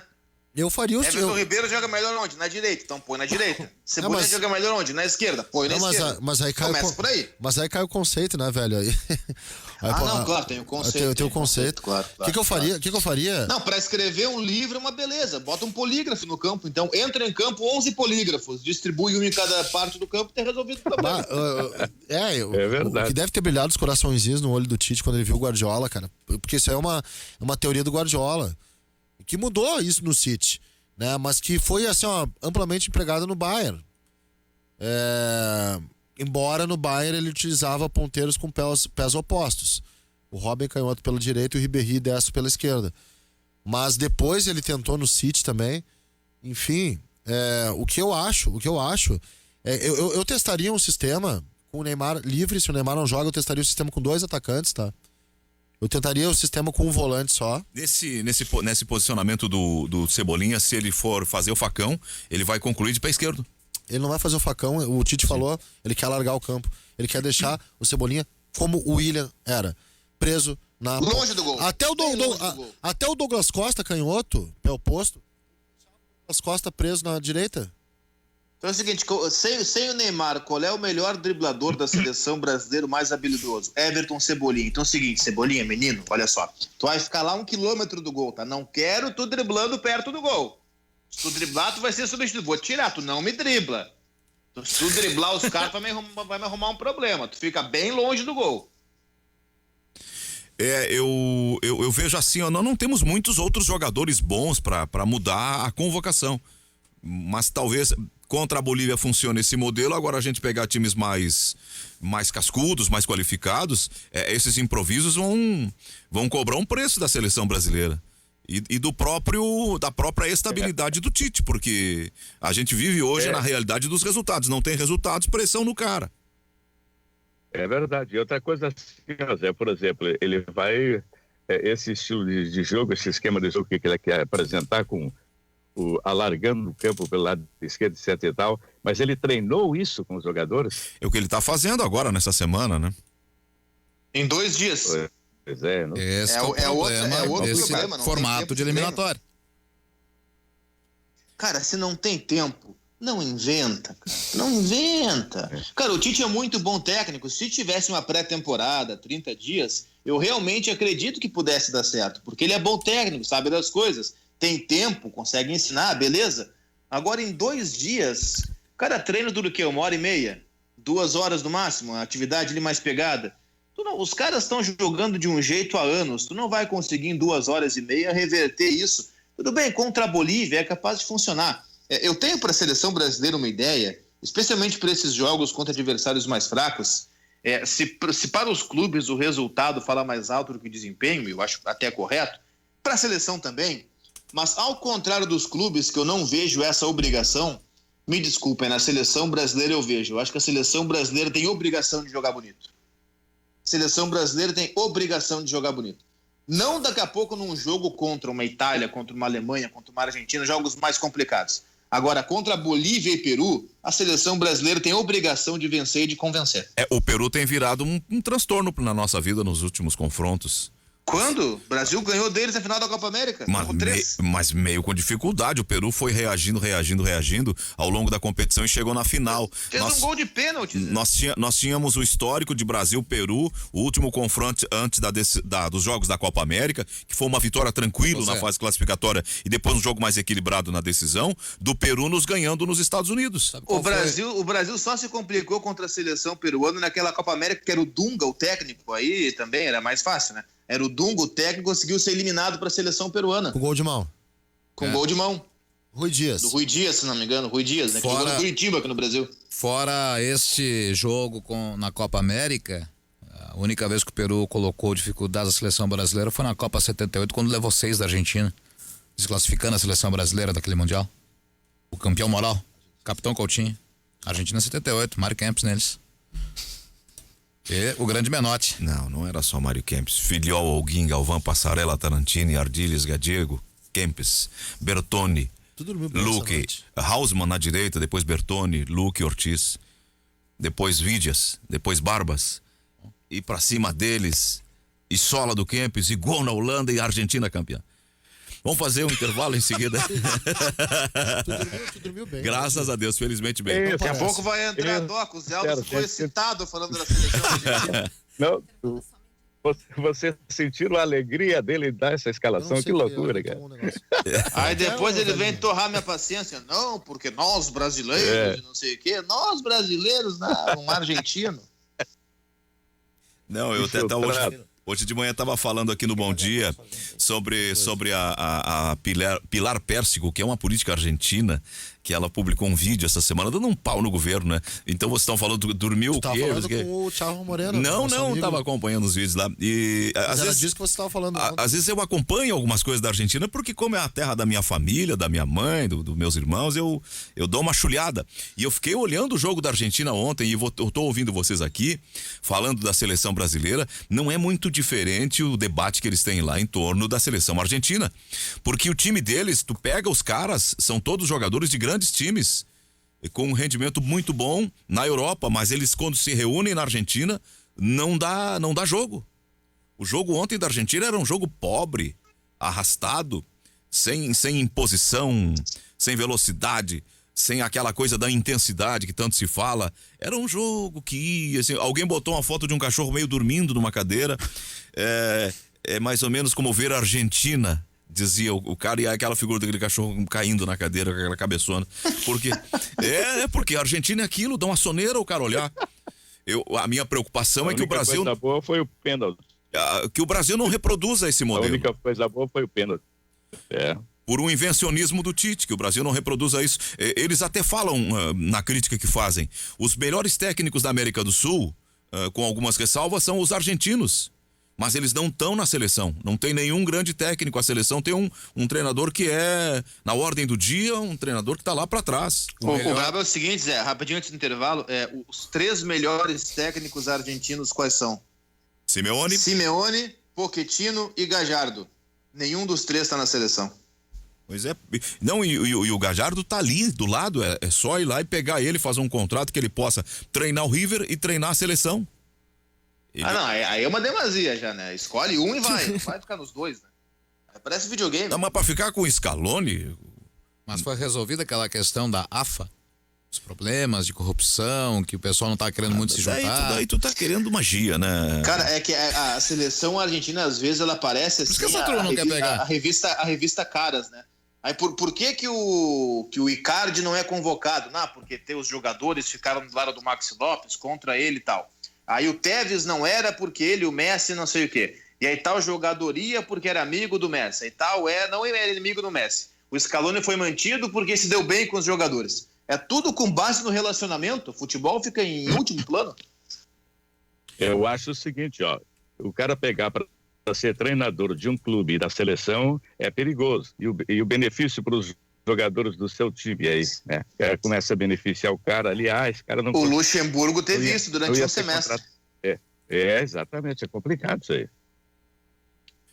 Eu gostei muito de um jogador, eu já tinha olhado ele jogando Copa Libertadores e eu gostei muito, de novo ele mostrou que é um jogador que tem condições dos grandes confrontos. Ele é assim meio parecido com o Lela, o pai do Richarlison. Nossa, foi longe agora, pega uma recente. E ele joga de defensor pelo lado, Preciado da seleção equatoriana. Gosto daquele jogador. Ele tem personalidade, ele tem atrevimento, ele tem técnica, ele tem velocidade e ele tem imposição física. Preciado. Gostei muito desse jogador. É uma segunda ou terceira vez que eu observo ele. E como diz o meu amigo Carlos Guimarães, ele olha assim, enxerga e vê que é bom. Ângelo Preciado? O jogador que atuou ontem de novo. Entrou no segundo tempo. Ele é reserva, entrou no segundo tempo. Jogando no Del Valle? Sim. Vai virar titular daquele time. Olha. Quem tu disse que ele parecia? O Lela? Não, ele é assim, tipo um anão que cresceu, sabe? Ele é um cara reforçado, mas ele tem personalidade, é um cara atrevido, ele tem coragem, não se assusta, a bola pode estar dentro da área, pode estar em zona de risco e ele tira de letra. Guardadas as devidas proporções, porque foi o primeiro nome que me veio à cabeça, um Walter Magro. Não, mas ele é defensor. Tá, mas fisicamente, o estilo, o jeito. Um Walter Magro.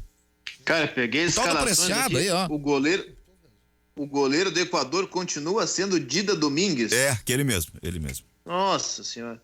Reserva do Vélez, reserva do Royos no Vélez. Tá com a escalação da Argentina aí, dá uma olhada pra tu ver que só tem jogador de time grande.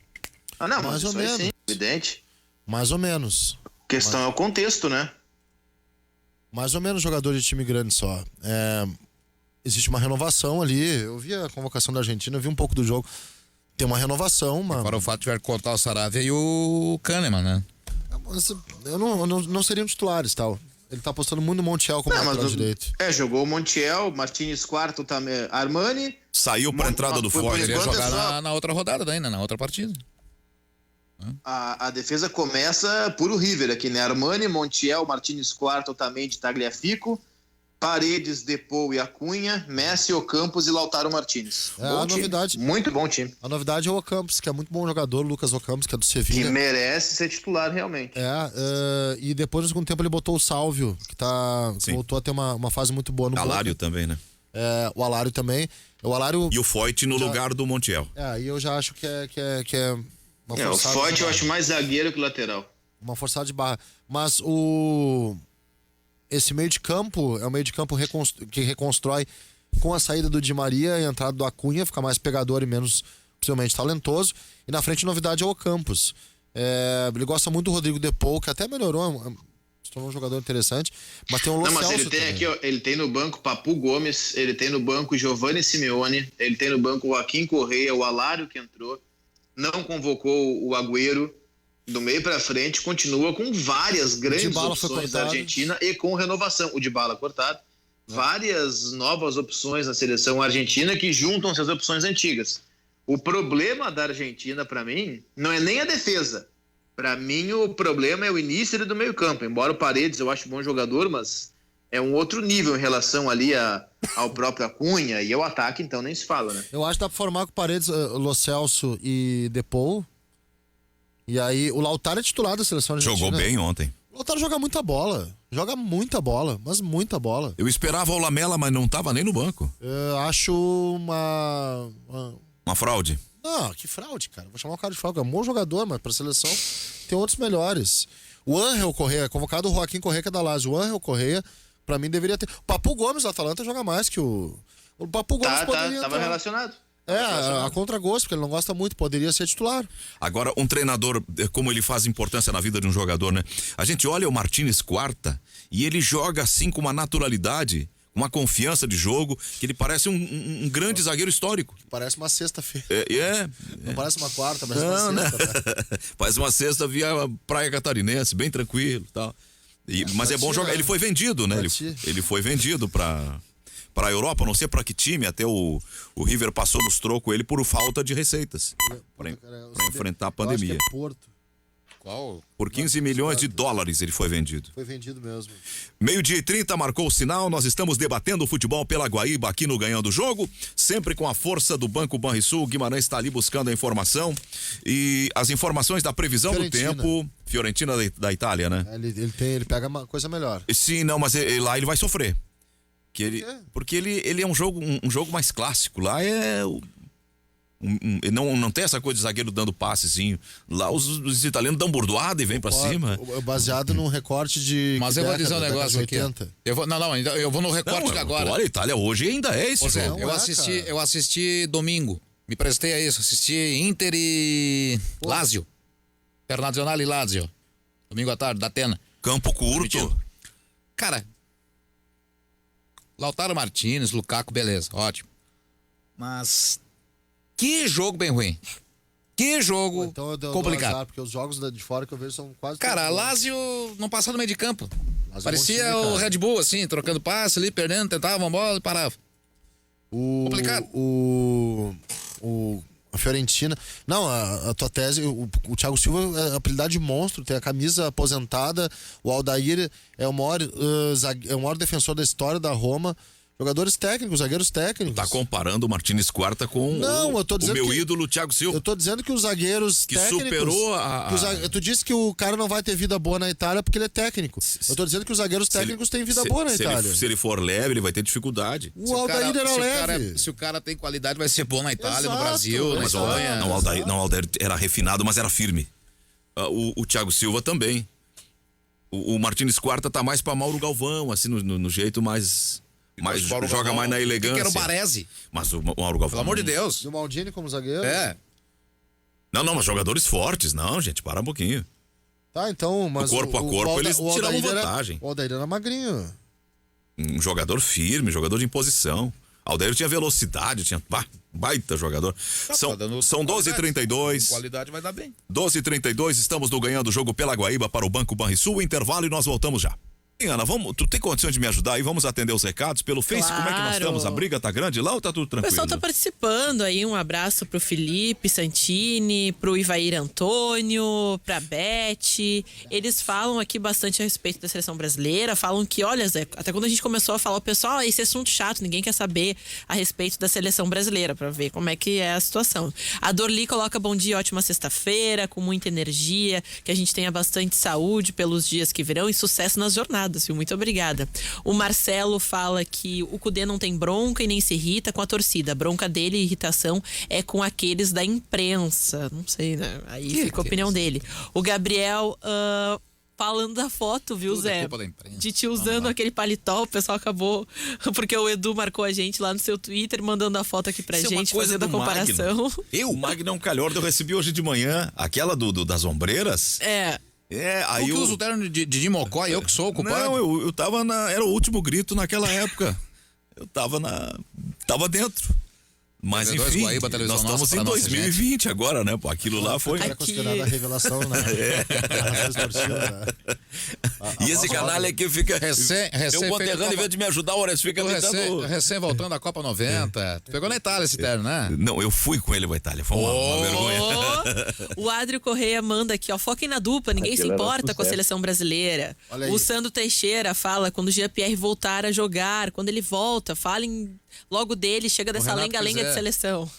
Jogar quando o Renato quiser. O Gabriel da Zenha manda aqui, mas que malemolência, que ginga, que jogo de cintura desse jovem apresentador argentino da TV Guaíba. E eu com aquelas ombreironas. Vocês folgam demais em mim. Agora Isso- vamos isso para já os números dos candidatos da Aliança pelo Rio Grande, PDS, PFL, PL. O primeiro colocado, Virtor Facione, de Caxias do Sul, está fazendo 54 mil votos. Na sequência vem Adilson Mota, São Luisense. Também Ernie Friedrich, ex-prefeito de Santa Rosa. Sabia todo mundo, né? Os caras cometem um erro. Aqui tem um sem número de pessoas se manifestando bem indignadas com a interrupção do debate do futebol, que para nós é maravilhoso. Eles gostam de nós, gostam do futebol. A Mauri Miller, que é originariamente da região da Grande Santa Rosa, aí temos Ricardo Cardinal da região das Missões, estaria Cardinal, São Luisense, hein? no momento conquistando uma cadeira para a Câmara dos Deputados. Foi Também deputado ele, Éden Cardinal. Pedroso, Aldo Pinto, Beto Vargas e Carrion Júnior. E aí então o Fernando reclama, não quer saber dos candidatos, mas a política é muito importante, gente. Nós não vamos entrar na política, mas é muito importante. A indiferença às vezes é o maior erro nosso. Nessa época aí que tu fez esse vídeo aí da cobertura da eleição 90, a propaganda era 1h30 no rádio e na televisão. Agora são 10 minutos, vamos agradecer por esse lado. O Marcelo de Lajeado diz: bom dia, Zé, tu tens que me ouvir mais, presta atenção no que eu falo. Porque ele me mandou uma mensagem ontem dizendo assim: vai jogar o Potker no lugar do Abel. Até quando, meu Deus? 4 anos insistindo em um cara que nunca deu retorno. E hoje ele vem com esse repique. Porque jogou de fato o Potker. Ele queria o Abel Hernandes. O Abel entrou já no finalzinho. Eu acho que o Thiago Galhardo melhora quando não tem o centroavante junto com ele. Talvez o Thiago Galhardo como centroavante, uma espécie de centroavante, é algo que tem dado certo. Eu gostaria de ver o Peglov, tá? É um guri que se mexe. É liso, né? Ele se mexe. E ele corre, dá entrega. Jogo. Ele dá jogo.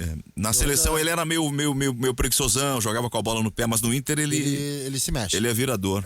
É virador. Jogo da seleção brasileira é um dos piores programas pra se olhar. Eu prefiro o Chaves, até porque são muito ruins os jogadores. O Jorge Arruda de Petrópolis. Os caras estão contra a seleção. Que azedume. É o fenômeno. Que surpresa! É o fenômeno, Zé. Isso aí, Meu isso aí- Deus, o que está isso aí é algo que a acontecendo? gente Para onde vamos? olha só. Paremos. A gente fala isso. o produto. Para, Rosalinho. A gente fez isso há muito tempo já. Tá? A gente tá diante de fenômenos. Eu sei, a gente tá diante de fenômenos muito claros de como o consumo de futebol ele mudou. Hoje ele é um consumo que ou é a paixão por clube, que é o nosso público, tá? Nosso público, se a gente ficar aqui meia hora falando sei lá, da final da Champions League, que é o maior do drible evento. do Cebolinha. Não, da final o Cebolinha ainda tem relação com o Grêmio. Mas na final da Champions League, se a gente ficar meia hora falando aqui, que é o maior evento hoje do futebol mundial. Depois da final. Copa do Mundo. E Depois numa não final de interessa Copa, é isso depois aí. os técnicos aqui começarem a fazer a mesma coisa, baseados em lá. Isso não interessa. Então, se a gente ficar meia hora Isso é uma falar. tietagem com aqueles europeus. Vamos Ai, falar ó, viu? Nosso torcedor, o nosso ouvinte, o consumo de futebol, a gente vai até se acostumar daqui a pouco a trabalhar com segmento, mas isso é uma outra coisa, não vou falar aqui. É um segmento, vai virar um segmento, porque em contrapartida já tem a gurizada, especialmente, que quer que a gente fale de Champions League. Adoraria a gente falar aqui da final da Champions League meia hora. Só que. Mas qual é a gurizada que tá nos ouvindo? Então, a gente ainda se baseia na tradição. E a tradição indica que a gente tem que falar de Grêmio e de Inter. Flavião, querido, um abraço bem afetuoso pra ti, meu galo. Flávia, nosso ouvinte, todo Ô, dia, Delta. aquela carinha Tirado um lá pau, de não. contrariado, ele disse assim: agora eu vi que vocês odeiam o Inter. Ontem falaram 2 horas no programa de Grêmio e hoje falaram só meia hora do Colorado. É. Ele analisa a qualidade da discussão Meu com filho, um metro. meu filho. não é pelo conteúdo. Minuto falado. Deixa eu te explicar. Fiquei sentado Deixa ele. falando Vai de encerrar Inter esse- das 8h10 à meia-noite e 10, 4 horas sem parar. Eu fiquei. Então eu falei bastante de Inter Vai encerrar- ontem. Antes, durante Vai e encerrar minha depois. Fala. Não, tu não vai encerrar agora com 15 minutos. Nós queremos te ouvir sem parar durante os próximos 15. Não. Para encerrar minha participação sobre essa seleção brasileira, é o seguinte, eu vou dizer uma coisa para vocês, vocês vão concordar. Há muito tempo não se faz churrasco com cerveja e se emociona com a seleção brasileira. O churrasco ficou de lado. A paixão é pelo clube. É. É o que a gente tem que falar. Acho que a última aqui é vez que eu Grêmio e participei Inter. de um churrasco envolvendo seleção brasileira, deção da Copa França 98, estádio de Saint-Denis. Eu estava na casa do tio Silo, assistimos o jogo. Mamado? Não, era novo ainda, tinha 14, ainda não era exagerado. 98 era. Eu sou mais Eu velho, tinha eu sou mais 14, velho que tu.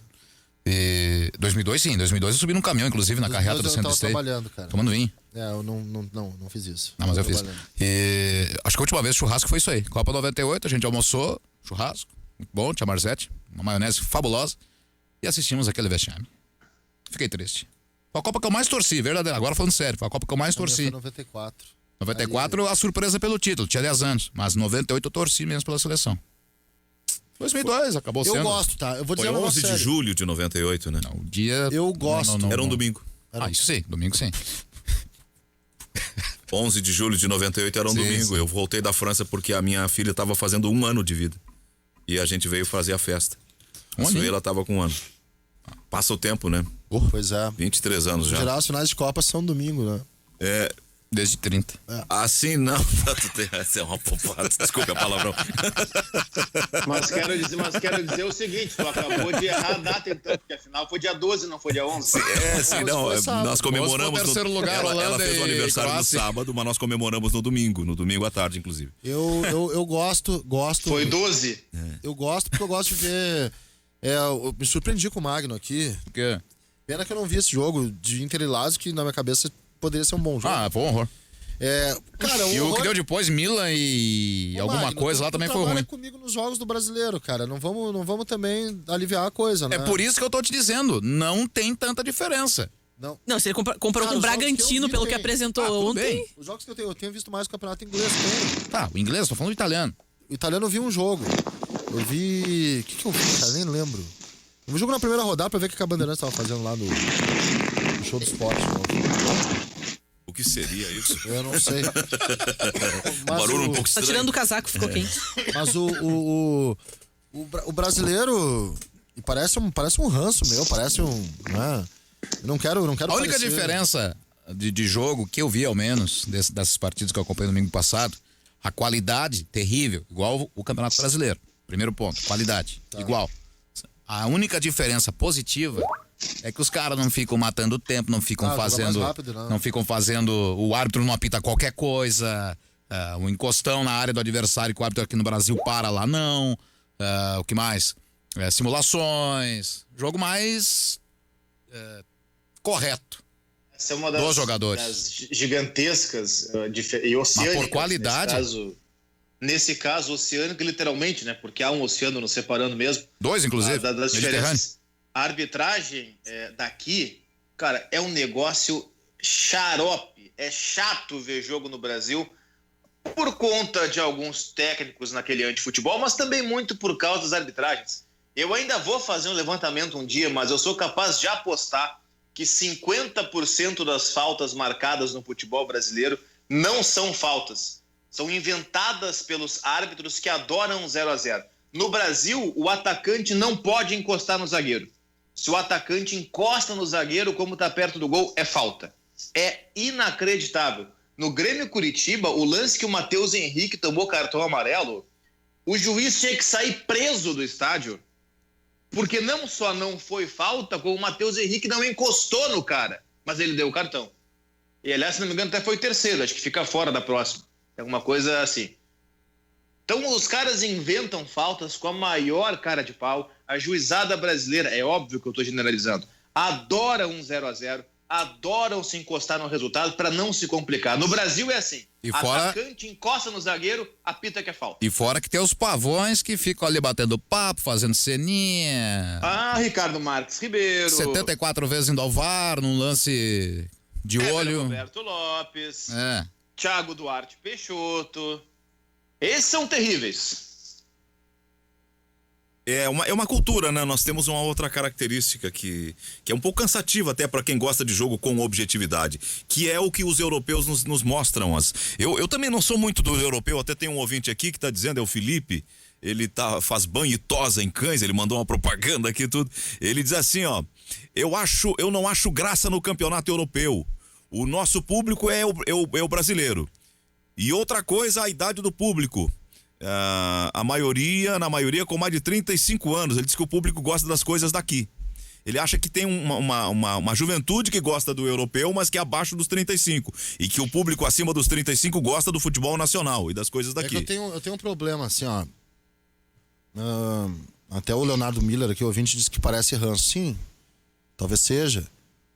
Mas eu gosto de jogo. Eu gosto de jogo bom, cara. Não, mas eu também gosto. Eu gosto de ver um bom futebol. Sim, mas eu aparto uma coisa da outra. É que a cultura aqui é uma cultura de gostar de Grêmio e de Inter. Grêmio e de Inter. Com as pessoas que eu falo, afetos, né, Carlos? É a cultura dos afetos, mas a cultura dos afetos não é a cultura do bom gosto. Desculpa. Não é. Porque a gente ama os nossos, né? A gente não ama eu não amo ninguém. A gente não ama os nossos, eu amo pessoas. A mulher do vizinho, a mulher da esquina, porque ela é bonitona. A gente ama a nossa família, a nossa esposa, nossos filhos, os maridos, as mulheres, enfim. A gente gosta das coisas nossas. Já aconteceu, né? Não, mas não é a regra. Eu tô falando Depende da pessoa. Tô falando de uma regra. Depende da pessoa. Mas então eu não gosto do que tá distante, eu gosto do que tá perto. Mas para seguir nesse teu exemplo, não é porque a gente ama a nossa família que a gente vai achar que a nossa família tá tudo certo e as outras tudo errado. Esse é o ponto. Não é porque a gente trabalha com jogos de Grêmio e Inter que eu vou ficar aqui dourando a pílula e elogiando o Grêmio e Inter se eu acho que tem coisa errada. Não é porque eu não faço jogo do campeonato inglês que eu não vou ver jogo do campeonato inglês ou que eu vou fechar os olhos. Isso aí é tudo igual. Isso aí é desinformação. Isso aí é desinteresse. E é uma coisa que quem trabalha com futebol não pode ter. Não pode ter. Se eu acho que fazem coisas melhores lá fora do que aqui, e em muitos casos fazem mesmo, não é tudo, é óbvio, mas muitas coisas, por que eu não vou dizer? Para ficar naquela coisa de, não, mas eu só faço jogo de Grêmio Inter, então Grêmio Inter são lindos, são maravilhosos, e o que está lá fora não presta. Não. A gente faz jornalismo, não publicidade. Eu concordo inteiramente com isso. Mas... enfim... Agora, só uma coisa, Guimarães, é evidente que a gente tem um público-alvo. Claro. Embora eu prefira 1000 vezes ver um jogo do campeonato inglês do que ver um jogo do campeonato gaúcho, eu não vou vir aqui no Ganhando o Jogo e fazer uma análise tática do Wolverhampton. Porque as pessoas não estão interessadas nisso. Eu vou fazer uma análise tática do Grêmio e do Internacional. Elogiando quando tem que elogiar e descendo a lenha quando tem que descer. O Cássio Amaral, que é um ouvinte de sempre, um querido São Luizense lá de Gonzaga, ele diz assim, Zé, jogadores mentalmente fortes, eles melhoram com o tempo. O caso do Maicon do Grêmio e do Galhardo do Inter. O Ibrahimovic, por exemplo, dobrou a sua média de gols após os 30 anos. Cristiano Ronaldo, grande exemplo, o auge do Cristiano Ronaldo é aos 30. 29, 30. Cristiano Ronaldo, né? E eu duvidava daquele cara, quando comparava ele com o Messi, eu ficava enfurecido. Chegou umas temporadas que ele superou o Messi. Ele beirou a perfeição. Ele cabeceava, ele chutava, ele cobrava falta, ele tinha velocidade, ele tinha drible, até se atirava na área para cavar falta. Enfim, ele virou malandro, inclusive. Um jogador completo.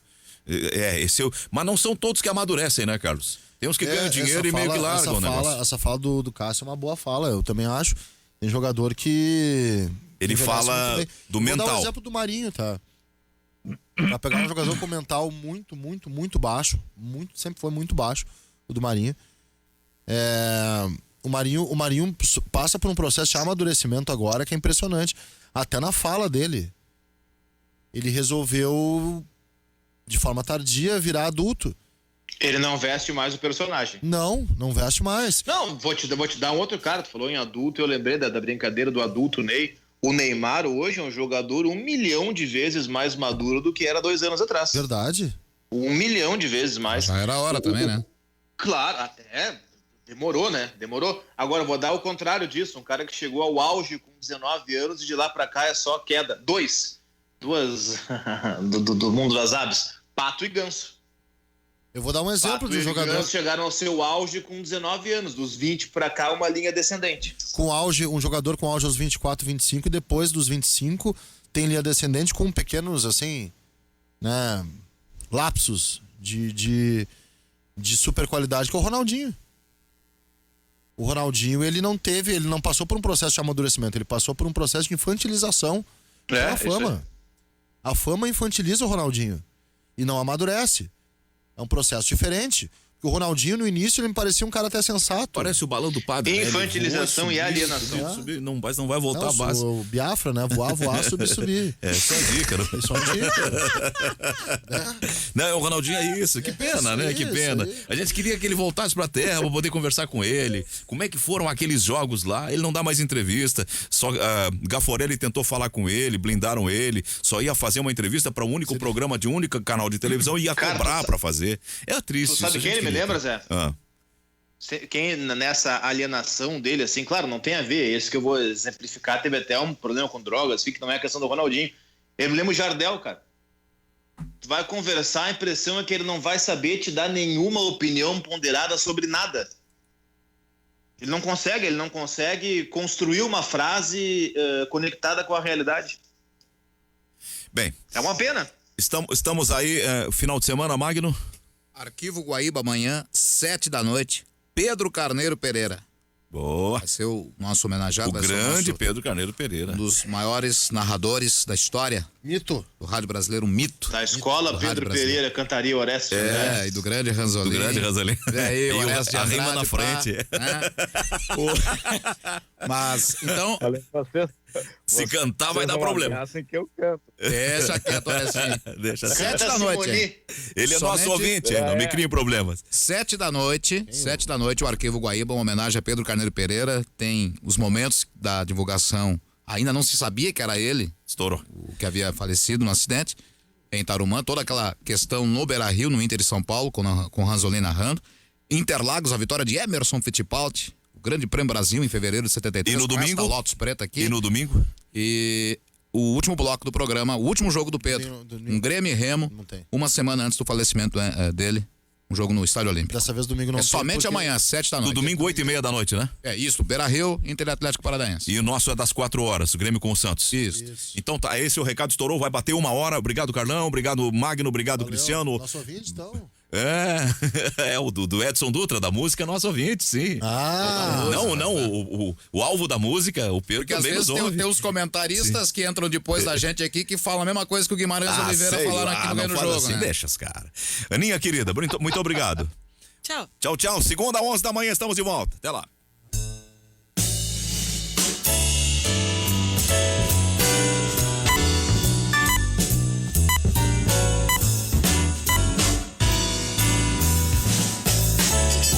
Ganhando o jogo.